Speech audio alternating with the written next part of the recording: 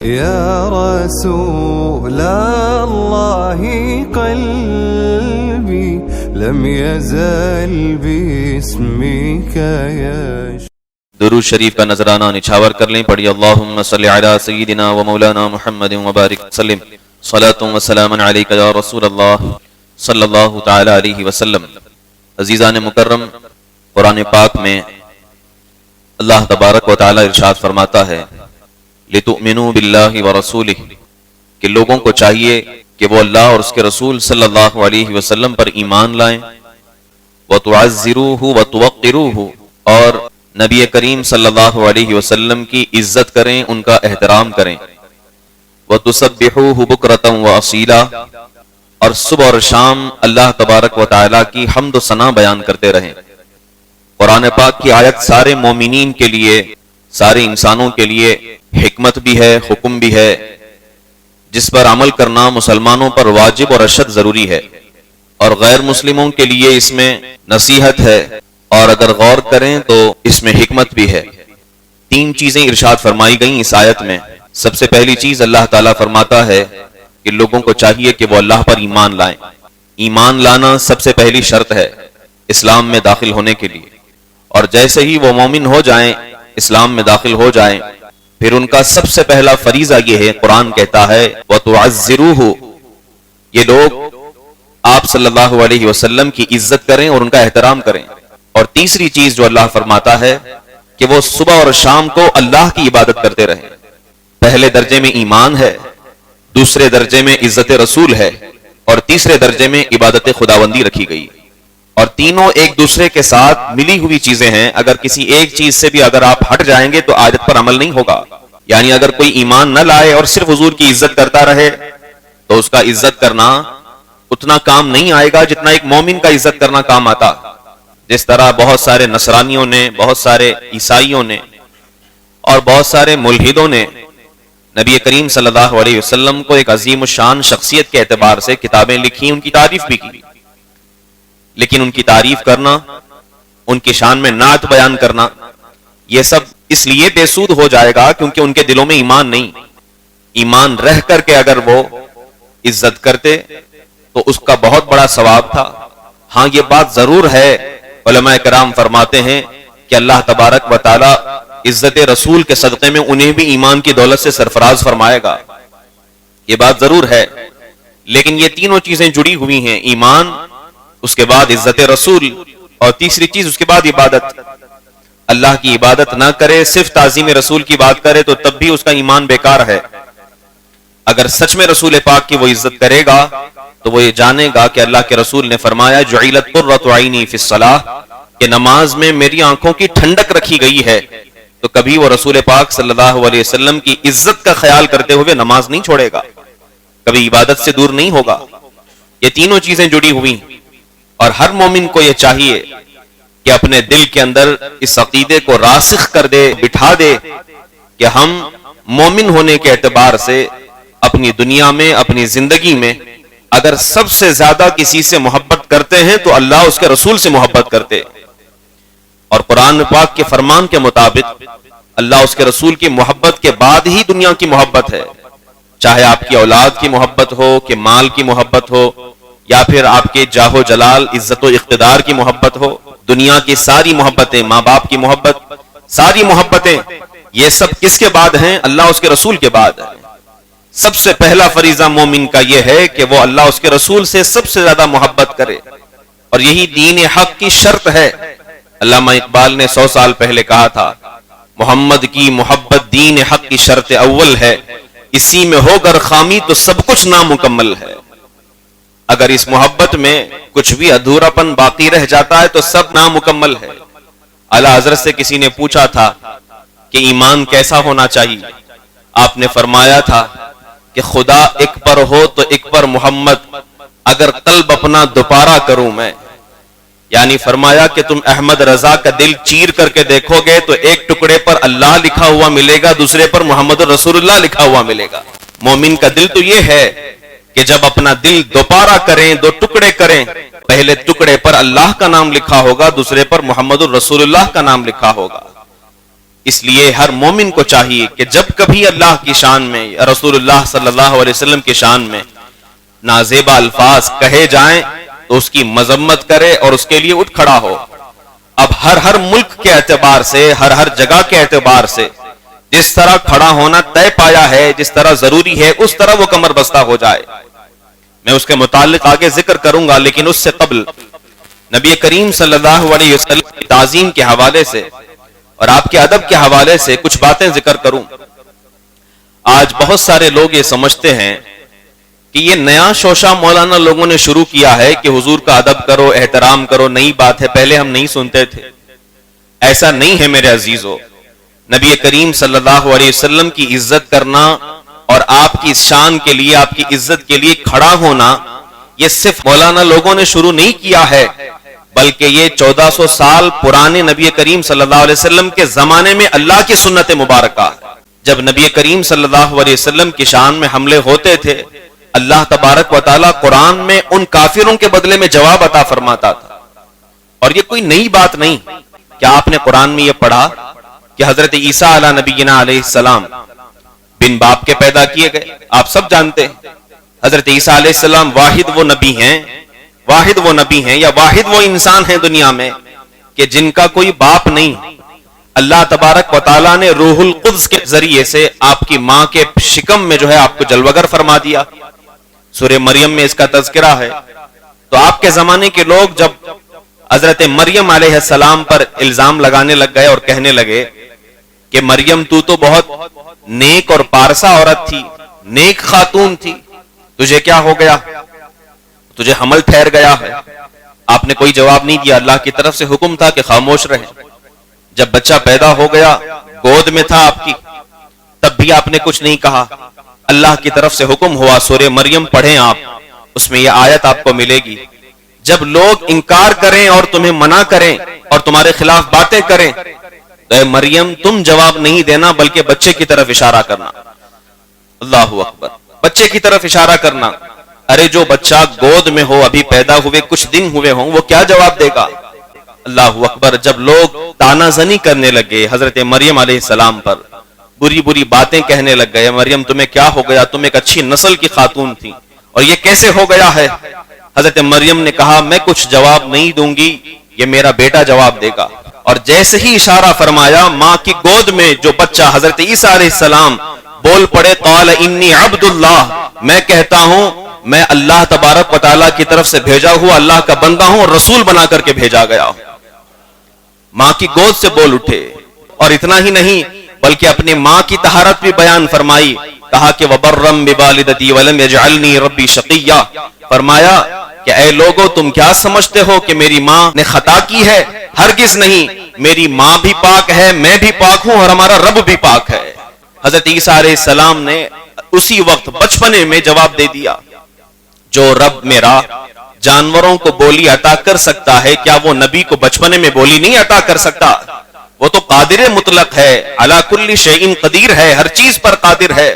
وہ جب چاہے زمین کو تہس نہس کر دے، آسمان کو توڑ دے، وہ جب چاہے زمین سے پانی نکال دے، آسمان سے انگار برسا دے، وہ اگر چاہے تو زمین سے نہیں بلکہ آسمان سے پتھر برسا دے، وہ اگر چاہے تو پتھروں کے اندر پھول کھلنے لگیں، وہ اگر چاہے تو پتھروں کے درمیان شقاق پڑ جائے اور پانی بہنا شروع ہو جائے، وہ اگر چاہے تو کسی کو 1000 سال کی عمر بھی عطا کر دے، وہ اگر چاہے تو 100 سال کی عمر میں بھی بولنا نہ آئے، وہ اگر چاہے تو پیدا ہوتے کہ بچے کے زبان سے بھی بولی عطا کرنا شروع کر دے۔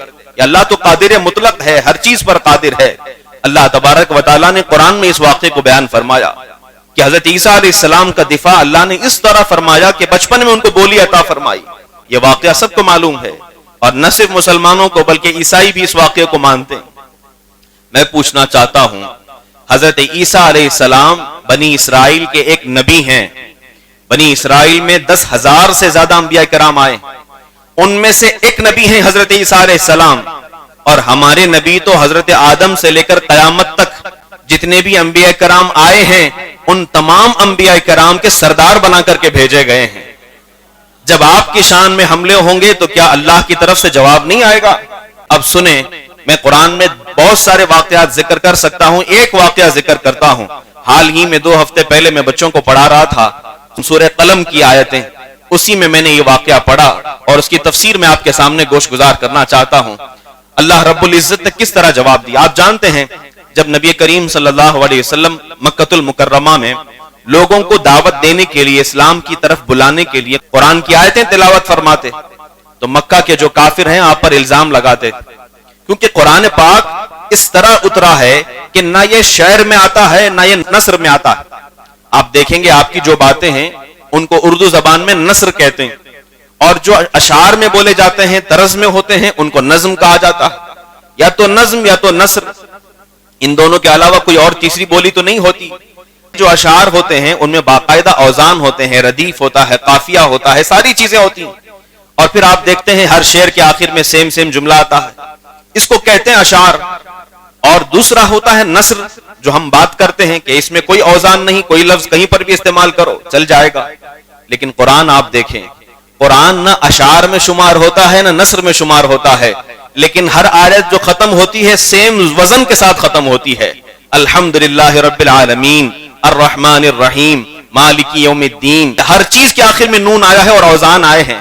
اللہ اکبر. یہی تو عرب والوں کو پریشان کر دینے والی چیز تھی کہ آخر یہ عجب و غریب چیز قرآن کی اس طرح ہے، نہ شعر میں شمار ہوتی ہے نہ نثر میں شمار ہوتی ہے. اسی لیے بعض اوقات وہ لوگ کہتے تھے کہ محمد نے ہم پر جادو کر دیا. اور پھر جب کبھی نبی کریم صلی اللہ علیہ وسلم اس کی آیتیں پڑھتے تو وہ کہتے کہ یہ تو مجنون ہیں، یہ تو دیوانے ہیں، معاذ اللہ رب العالمین، یہ تو دیوانے ہیں، ان کی بات نہ سننا. اور لوگوں کو بہکایا کرتے تھے. جب لوگوں نے یہ کہا، ان میں سے ایک شخص تھا جس کا نام تھا ولید بن مغیرہ. یہ نام یاد رکھیں، آج بھی اس کے نسل کے لوگ ہر ملک کے اندر آپ کو ملیں گے. ولید بن مغیرہ ایک شخص ہے جس نے کہا تھا کہ محمد عربی صلی اللہ علیہ وسلم ان کی عقل سلامت نہیں ہے، یہ پاگل ہو گئے، معاذ اللہ رب العالمین.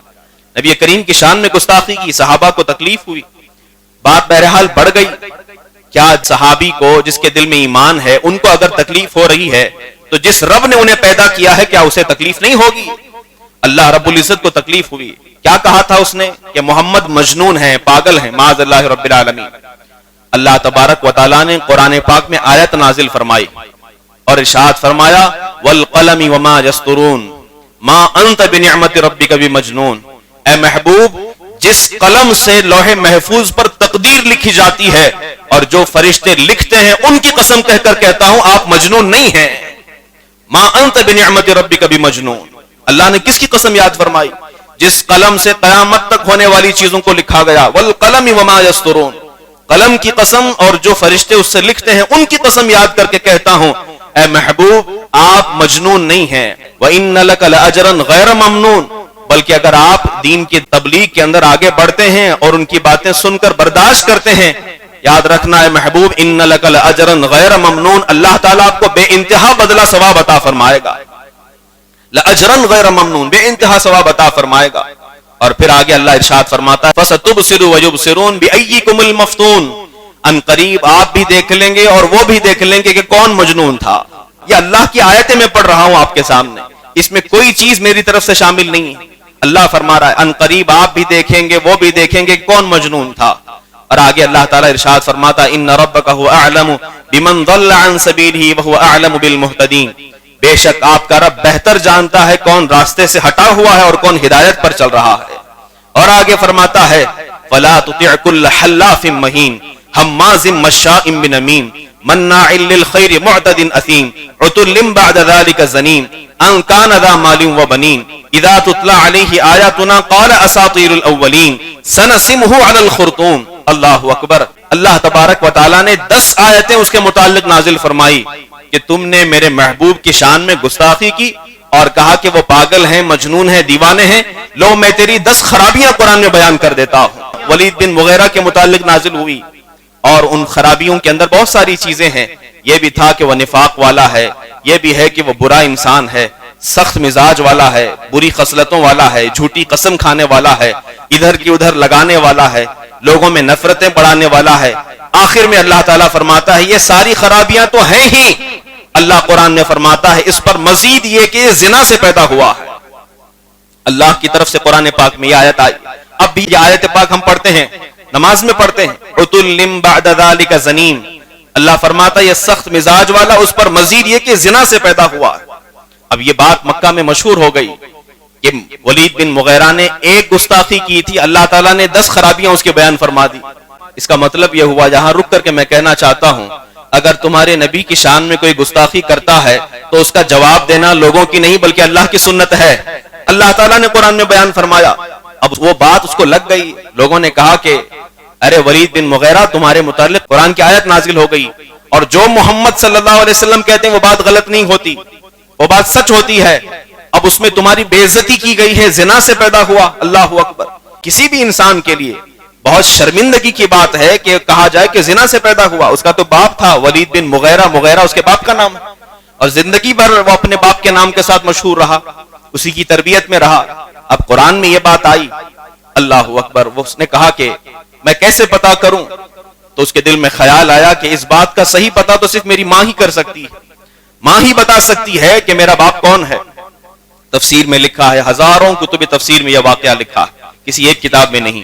آپ یہ آیت پڑھ کر کے دیکھ لیں، سورہ قلم کی شروعات کی آیتیں، 10 آیتیں 12 آیتیں، ان کی تفسیر چاہے گوگل پر، چاہے کسی اور پر، چاہے کسی مکتبہ شاملہ میں، چاہے کسی لائبریری میں آپ جا کر کے دیکھ لیں، اور کوئی تفسیر اٹھا کر کے دیکھ لیں، سب کا اتفاق ہے۔ اس میں لکھا ہے، اللہ اکبر! وہ گیا اپنی ماں کے پاس، جا کر کے کہا کہ محمد صلی اللہ علیہ وسلم کی شان میں میں نے گستاخی کی تھی، اور ان کے رب نے ان کی پاکی بیان کرتے ہوئے میری 10 خرابیاں بیان کی ہیں۔ 9 چیزیں تو میں جانتا ہوں میرے اندر ہیں، کہ میں برا ہوں، ادھر کی ادھر لگانے والا ہوں، چغلی کرنے والا ہوں، غیبت کرنے والا ہوں، یہ سب میرے اندر ہے، لیکن آخر میں اس میں ایک چیز ایسی ہے جو مجھے معلوم نہیں۔ کہا کیا ہے؟ کہا اس میں لکھا ہے کہ میں زنا سے پیدا ہوا ہوں، بتا اس بات کا صحیح پتا صرف تجھے ہوگا، تو میری ماں ہے۔ ماں خاموش رہی، گردن جھکا لی، کوئی جواب نہیں دیا۔ ماں کو مارنے لگ گیا، ستانے لگ گیا، حتیٰ کہ اس قدر ستایا کہ ماں کو گرا دیا، اس کے سینے پر چڑھ کر بیٹھ گیا اور تلوار نکال لیا، اور کہا کہ بتا دے کہ میرا باپ کون ہے ورنہ تجھے قتل کر دوں گا۔ ماں نے لجاجت بھرے ہوئے لہجے میں کہا، اگر تو اپنے صحیح باپ سے پیدا ہوتا تو کبھی ماں کے سینے پر نہیں چڑھتا، یہ تیری حرکت بتا رہی ہے کہ تو صحیح باپ سے نہیں پیدا ہوا ہے۔ کہا کہ دراصل تیرا باپ نامرد تھا، یہ تفسیر کی باتیں میں ذکر کر رہا ہوں، تیرا باپ نامرد تھا، اس سے اولاد کی امید نہیں تھی، اس لیے ایک بکریاں چرانے والے چرواہے کو میں نے اپنے گھر بلایا تھا، تو اس کی اولاد ہے۔ اللہ اکبر! وہاں سے وہ ہٹ گیا۔ اس سے ثابت ہوا، اے مسلمانوں، قرآن پاک کی آیتیں سچ ہوتی ہیں، جس کی اصل میں خطا ہوتی ہے وہ رسول پاک کی برائی کرتا ہوا نظر آتا ہے۔ صرف یہاں نہیں بلکہ دنیا کے ہر خطے میں قرآن پاک کہتا ہے عُتُلٍّ بَعْدَ ذَلِكَ زَنِيمٍ، زنا سے پیدا ہوئے یہ لوگ ہیں، کیونکہ ان پر شیطان کے خطرات زیادہ ہوتے ہیں، شیطان کے وسوسے زیادہ ہوتے ہیں، اور جو صحیح النسب ہوتے ہیں برے راستوں پر بھٹکتے نہیں ہیں بلکہ وہ ہدایت کے راستے پر جاتے ہوئے نظر آتے ہیں۔ ارے غیر مسلم تو چھوڑو، یہودی تو چھوڑو، عیسائیوں کو چھوڑو، میں نے تو جانوروں کو نبی کریم صلی اللہ علیہ وسلم کی عزت کرتے ہوئے دیکھا ہے۔ آج بھی جو معتمرین، زائرین، حجاج کرام مدینہ المنورہ جاتے ہیں، مسجد نبوی شریف جاتے ہیں، جیسے ہی آپ داخل ہوں گے، باب سلام سے ہو کے باب صدیق سے جب داخل ہوں گے، ہر طرف چڑیوں کی آواز آپ کو نظر آئے گی، چڑیا پکارتی ہوئی نظر آئے گی۔ مسجد نبوی شریف کے مینارے اور اس کے اندر کے ستون اس قدر بلند ہیں کہ جگہ جگہ سوراخ بنے ہوئے ہیں، اور وہاں پر آپ کو کئی 100 کبوتر ملیں گے، کئی 100 چڑیاں ملیں گی، لیکن خبردار کوئی مجھے آج تک کوئی تاریخ بتا دے کہ کسی کبوتر نے وہاں پر بیٹ کر دیا ہو یا غلاظت کر دیا ہو، آج تک کسی چڑیا نے گھونسلہ بنانا اور گندگی کر دی ہو۔ ان کبوتروں، ان کووں اور ان چڑیاؤں کو عزت کرنا کس نے سکھایا؟ تمہیں یہ کہنا پڑے گا کہ یہ جانور ان انسانوں سے بہتر ہیں جو رسول پاک کی گستاخی کیا کرتے ہیں۔ اللہ تعالیٰ نے ان کو اتنی عقل تو عطا فرمائی ہے کہ یہ نبی کا دربار ہے، عزتوں والا دربار ہے، یہاں پر غلاظت نہیں کی جاتی بلکہ یہاں دعائیں کی جاتی ہیں، یہاں پر احترام کیا جاتا ہے۔ اور آج بھی کبوتر اور چڑیا گنبد خضرا کے اوپر سے اڑتے ہوئے تمہیں نظر نہیں آئیں گے، آس پاس ضرور جائیں گے، کیونکہ وہ بھی جانتے ہیں یہ نبی کا آستانہ ہے، یہ ادب سکھاتا ہے۔ اگر یہاں بے ادبی ہو جائے تو سب کچھ ختم ہو جائے گا۔ اور اس طرح کے ہزاروں واقعات ہیں، یہ تو میں اپنی آنکھ دیکھی بات آپ کے سامنے ذکر کر رہا ہوں، اور اگر کتابوں میں بتاؤں، احادیث میں بتاؤں، تو ہم نے تو یہ بھی دیکھا ہے کہ ابو جہل کے مٹھی کے اندر جو کنکریاں تھیں وہ بھی اشہد ان لا الہ الا اللہ پڑھتی ہوئی نظر آ رہی ہیں۔ اور کبھی حدیث میں یہ بھی ملتا ہے کہ میرے آقا نے اشارہ فرما دیا تو درخت اپنی جڑوں سمیت نکل آیا اور آپ کو سجدہ کرتے ہوئے واپس چلا گیا۔ یہ تو شجر و حجر اور بر و بحر ساری چیزیں نبی کریم کی عزت کرتے ہیں۔ یہ انسان اتنا خطاوار ہو چکا ہے کہ نبی کریم صلی اللہ علیہ وسلم کے شان میں گستاخی کرتا ہوا نظر آ رہا ہے۔ یہ بڑی محرومیت قسمت ہے، اور نہ صرف ہمارے لیے بلکہ دنیا میں جس خطے میں بھی جائیں گے، جہاں پر بھی جائیں گے، وہ اللہ اس کے رسول صلی اللہ علیہ وسلم کی گستاخی کرتے ہوئے کبھی عزت کے ساتھ نہیں رہ پائیں گے۔ آپ دیکھ لینا، آج نہیں تو کل سیاسی اعتبار سے تھوڑا شور غل ہو جائے گا، تھوڑا پروٹیکشن مل جائے گا، بعد میں وہ خود اللہ کی طرف سے ایسے ذلیل ہو جائیں گے کہ دنیا ان کا نام تک یاد نہیں رکھے گی۔ اور جو نبی کریم کی عزت کے لیے کھڑا ہوگا، اللہ تبارک و تعالیٰ اس کی محبت لوگوں کے دلوں میں یوں ہی پیدا فرما دے گا۔ آج اعلیٰ حضرت کو ہم مسجد میں نام کیوں لیتے ہیں؟ کیا اعلیٰ حضرت نے ہمیں کوئی پراپرٹی بیچی تھی، ہم سے سودا کیا تھا، یا ہمارا کوئی فائدہ کیا تھا؟ ہاں، اعلیٰ حضرت نے 1000 کتابیں اسلام کے لیے اس لیے چھوڑی ہیں کہ جب کبھی دین ڈوبنے کے قریب آئے گا، کتابوں کو پڑھ کر اسلام میں ہم اور پختہ ہو جائیں گے اور مضبوط ہو جائیں گے۔ اعلیٰ حضرت نے اسی لیے تو کہا تھا کہ میری زندگی اسی لیے ہے کہ میں نبی کی شان کو بلند کرتا رہوں اور محافظان ناموس رسالت میں اپنا نام شمار کرتا رہوں۔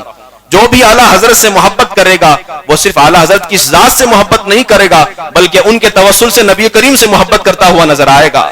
نبی کریم کی محبت بٹھانا یہ علماء کا فریضہ ہے۔ قیامت تک جب تک اسلام زندہ رہے گا، مومنین اور علماء صالحین لوگوں کے دلوں میں حضور کی محبت بٹھاتے رہیں گے، اور یہ گستاخان آگے آئیں گے اور اب بھی آتے رہے ہیں، لیکن ان کے کہنے سے کچھ نہیں ہوگا، بس اتنا ہوگا کہ چاند کی طرف دیکھ کر تھوکنے سے ان کا تھوک انہی کے منہ پر گر جائے گا، اور یہی ذلیل و خوار ہوں گے، اور چاند جس طرح کل چمک رہا تھا، آج چمک رہا تھا، قیامت تک اسی طرح چمکتا رہے گا انشاءاللہ تعالی، اسی طرح چمکتا رہے گا۔ اس سے میرے نبی کی شان میں کوئی بے ادبی، کوئی کمی واقع نہیں ہوگی، بلکہ اللہ نے تو فرمایا تھا، اے محبوب، جیسے جیسے دن گزریں گی آپ کی محبت کو اور ہم زیادہ بڑھاتے چلے جائیں گے، آپ کے شان کو اور بلند کرتے چلے جائیں گے۔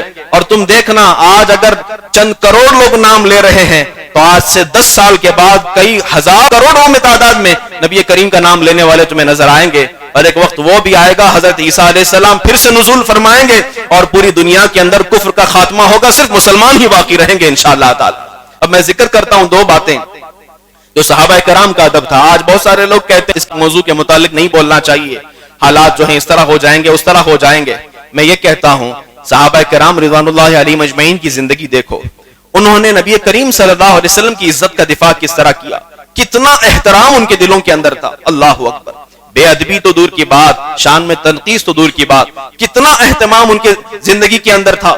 اللہ اکبر۔ حضرت ابو بکر صدیق رضی اللہ عنہ، صحیحین میں ہے، بخاری اور مسلم دونوں کتابوں کے اندر یہ بات ملتی ہے۔ ایک مرتبہ نبی کریم صلی اللہ علیہ وسلم کسی کام کی غرض سے آپ باہر تشریف لے گئے، اور نماز کا وقت جو ہے وہ ہو چکا تھا، اذان ہو چکی، جماعت کا وقت قریب آ گیا۔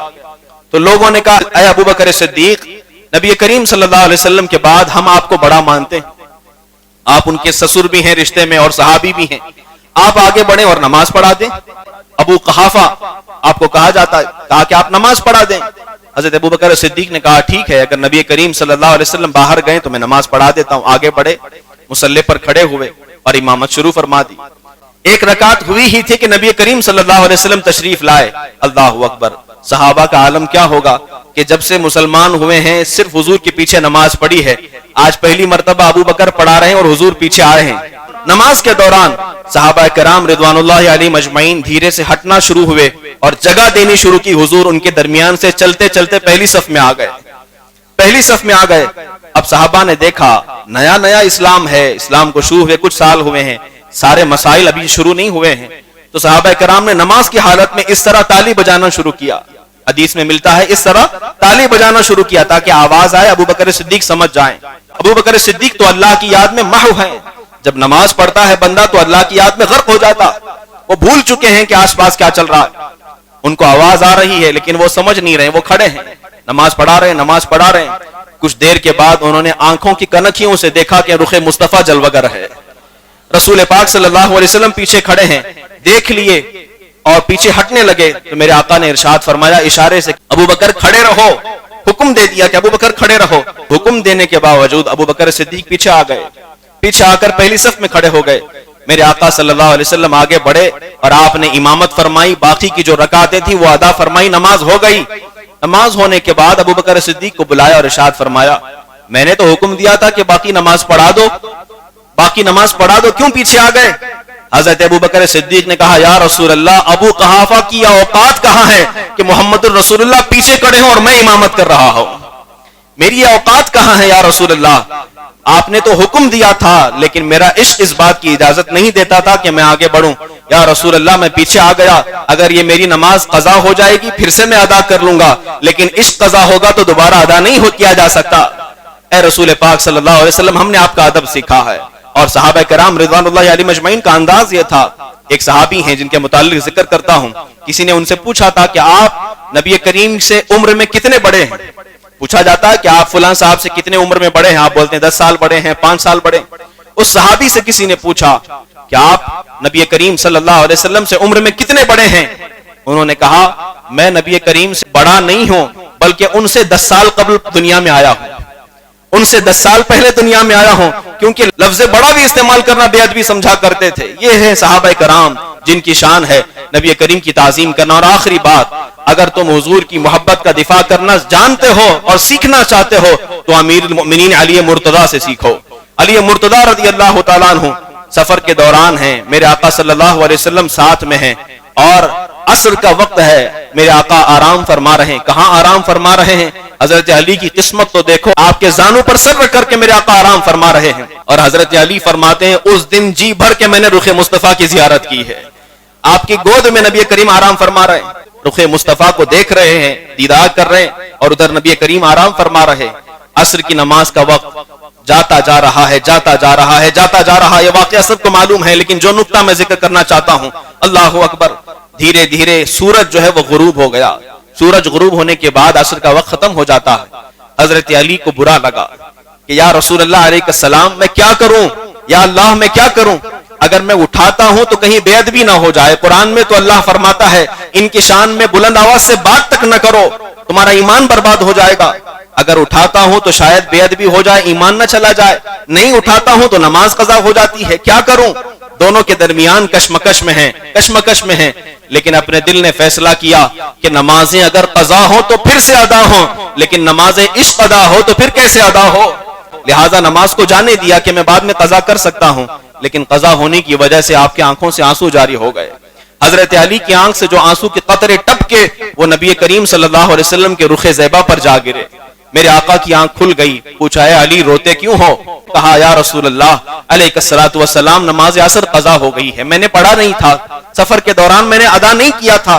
یا رسول اللہ پہلی مرتبہ قضا ہو گئی, اس لیے بہت برا لگ رہا ہے, اس لیے ڈر رہا ہوں اور میرے آنکھوں سے آنسو جا رہے ہیں. میرے آقا صلی اللہ علیہ وسلم فرماتے ہیں علی ٹھیک ہے قضا ہو گئی, اب یہ بتاؤ کہ ادا پڑھنا چاہتے ہو کہ قضا پڑھنا چاہتے ہو؟ یا رسول اللہ ادا ہی پڑھنا چاہوں گا.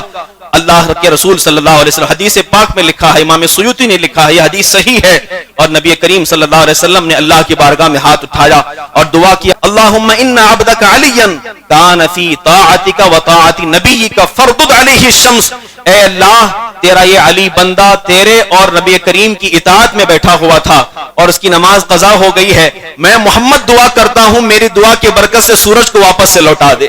فردد علیہ الشمس. اور آپ کی زبان مبارک سے یہ دعا نکلنا تھا. حضرت اسماء بنت عمیس رضی اللہ عنہا کہتی ہیں میں نے خود اپنی آنکھوں سے دیکھا ڈوبا ہوا سورج واپس پلٹ آ گیا, ڈوبا ہوا سورج واپس پلٹ آ گیا. اور حضرت علی مرتضیٰ رضی اللہ عنہ نے نماز عصر ادا کی. اسی لیے تو ہم کہتے ہیں اگر تم محافظان نبوت میں اگر شمار کیے جاؤ گے, اللہ تبارک و تعالی زیر کو زبر کر سکتا ہے, پلٹے ہوئے سورج کو واپس لا سکتا ہے, واپس لا سکتا ہے. تم تعظیم تو کرنا جانو, تم تعظیم اور حرمت تو جانو, تم آگے بڑھو گے, تمہارے ساتھ میں تائید عزدی بھی ہوگی اور فرشتے تمہارا ساتھ دیتے ہوئے نظر آئیں گے. اللہ تعالیٰ سے دعا ہے اللہ ہمیں کہنے سننے سے زیادہ عمل کرنے کی توفیق رفیق عطا فرمائے, ہم سب کو ایمان اور سنیت پر قائم و دائم رکھے, اسی پر ہم سب کا خاتمہ بالخیر فرمائے. وآخر دعوانا ان الحمدللہ رب العالمین. السلام علیکم ورحمۃ اللہ وبرکاتہ.